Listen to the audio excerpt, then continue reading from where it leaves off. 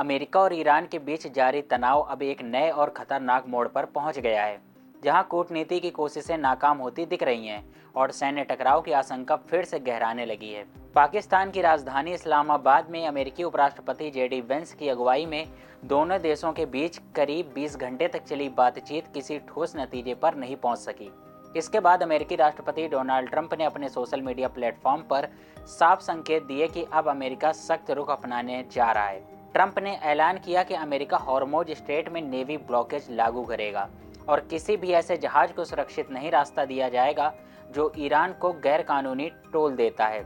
उन्होंने ये भी कहा कि अमेरिकी नौसेना इस अहम समुद्री मार्ग में बिछाई गई बारूदी सुरंगों को हटाने का काम जारी रखेंगी ताकि सहयोगी जहाज़ों के लिए सुरक्षित रूप से गुजरना आसान हो सके। लेकिन साथ ही ये चेतावनी भी दी कि जरूरत पड़ने पर ईरान के खिलाफ हमले फिर से शुरू किए जा सकते हैं। हालांकि ये फैसला जितना रणनीतिक दिखता है उतना ही जोखिम भरा भी माना जा रहा है। सबसे बड़ा सवाल ये है कि क्या समुद्र में माइन हटाने की कार्रवाई के दौरान अमेरिकी नौसेना सीधी ईरानी हमलों के निशानों पर आ सकती है। इसके अलावा ये भी स्पष्ट नहीं है कि अमेरिका कैसे तय करेगा कि कौन सा जहाज ईरान को टोल दे रहा है और क्या वो उन विदेशी जहाजों के खिलाफ भी बल प्रयोग करेगा जो ब्लॉकेड को नजरअंदाज करेंगे। ये स्थिति वैश्विक स्तर पर भी चिंता बढ़ा रही है, क्योंकि हॉर्मोज स्ट्रेट दुनिया की सबसे अहम तेल सप्लाई रूट्स में से एक है और यहाँ किसी भी तरह का तनाव सीधे तेल की कीमतों और वैश्विक अर्थव्यवस्था पर असर डाल सकता है। चीन जैसे देश जो ईरानी तेल पर निर्भर हैं, उनकी प्रतिक्रिया भी इस पूरे समीकरण को और भी ज़्यादा जटिल बना सकती है। दरअसल बातचीत सिर्फ परमाणु कार्यक्रम को लेकर नहीं अटकी थी, बल्कि मतभेदों की एक लंबी सूची सामने आई है।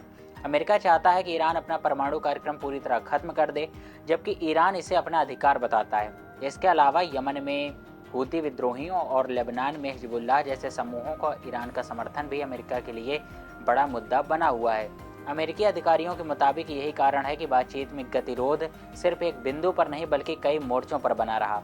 इस बीच अमेरिकी सेंट्रल कमांड ने यह भी संकेत दिए कि ये नाकाबंदी सिर्फ हॉर्मोज स्ट्रेट तक सीमित नहीं रहेगी, बल्कि ईरान के बंदरगाहों से जाने वाले जहाज़ों को भी प्रभावित कर सकती है, जिससे हालात और भी ज़्यादा गंभीर हो सकते हैं। अमेरिका के भीतर भी इस फैसले को लेकर असमंजस की स्थिति बनी हुई है। एक सर्वे के मुताबिक बड़ी संख्या में अमेरिकी नागरिक मानते हैं कि ये युद्ध सही दिशा में नहीं जा रहा है और इससे देश को नुकसान हो सकता है। ऐसे में डोनाल्ड ट्रंप के लिए ये फैसला एक बड़ा राजनीतिक दांव बन गया है, खासकर तब जब मिड टर्म चुनाव नज़दीक हैं। एक तरफ वे अपने समर्थकों को मजबूत नेतृत्व दिखाना चाहते हैं, वहीं दूसरी तरफ लंबे युद्ध से बचने का वादा भी उनके सामने चुनौती बनकर खड़ा है। कुल मिलाकर मौजूदा हालात ये संकेत दे रहे हैं कि ये संघर्ष अब सिर्फ सैन्य टकराव नहीं बल्कि एक इच्छा शक्ति, रणनीतिक और वैश्विक दबाव की एक जटिल लड़ाई बन चुकी है। एक ओर ईरान लगातार दबाव झेलते हुए अपने रुख पर कायम है, तो दूसरी ओर अमेरिका आर्थिक, राजनीतिक और सैन्य स्तर पर दांव खेल रहा है।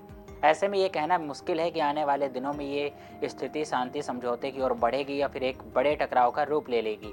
लेकिन इतना तय है कि इस संघर्ष का असर सिर्फ इन दो देशों तक सीमित नहीं रहेगा, बल्कि पूरी दुनिया भी इसकी चपेट में आ सकती है। इस खबर के साथ मैं धीरेन्द्र सिंह और आप देख रहे हैं न्यूज़ टाइम नेशन। अगर ये वीडियो आप यूट्यूब पर देख रहे हैं तो चैनल को सब्सक्राइब कीजिएगा, और अगर ये वीडियो आप इंस्टाग्राम या फेसबुक पर देख रहे हैं तो चैनल को फॉलो ज़रूर कीजिएगा।